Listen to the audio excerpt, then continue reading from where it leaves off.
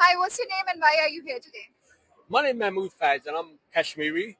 And obviously we have similarity to the situation, what's happening in Palestine under occupation, and so is Kashmir under occupation. In different ways. What we call is now Jammu Kashmir, although it has its own president, prime minister, but it has a political occupation. And obviously the Indian side of Kashmir is occupied by a military of 900,000, which according to the United Nations is actually the highest militarized zone in the world. So if you take any part of the world, that's where you have the highest military. There's one Indian soldier for every 6 person. And I think it's about bringing peace and prosperity across the globe. It's about bringing equality, because it's not just the people of Kashmir that suffer. People of India suffer. That 900,000 soldiers is costing millions and millions to the Indian economy. But if that was a free, independent country, like it was, don't forget Kashmir was independent. It was never part. It's never part of Pakistan or India. It was never part of the two nation theory. Those millions could be spent on infrastructure, better roads, better healthcare.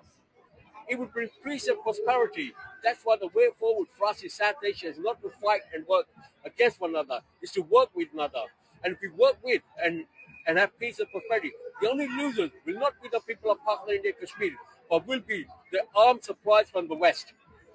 So you talked about the situation in the Indian side of Kashmir. How is the situation in the Pakistani side of Kashmir? Well, situation is demographically different. Remember, we do have an elected government. We do have an elected president, prime minister, national assembly, a Supreme Court.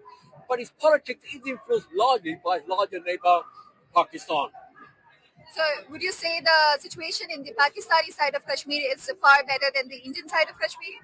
For democracy, yes. You couldn't argue that. I mean, I go in and out of Azad Kashmir. I'm never harassed or stopped. Although I'm someone that believes in independent Kashmir is the best solution, I'm never harassed. I'm always treated with courtesy.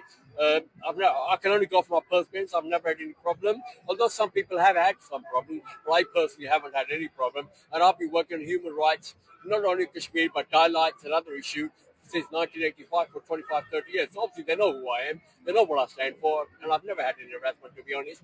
How long have you been in London? I've been in London older than you since 1969. So you keep going back and forth to Pakistan? Yes, I do. Not Pakistan, Kashmir. I'm Kashmiri. Remember, Kashmir has its own recognized border, its own flag, its own president, its own prime minister, its own national assembly, its own everything.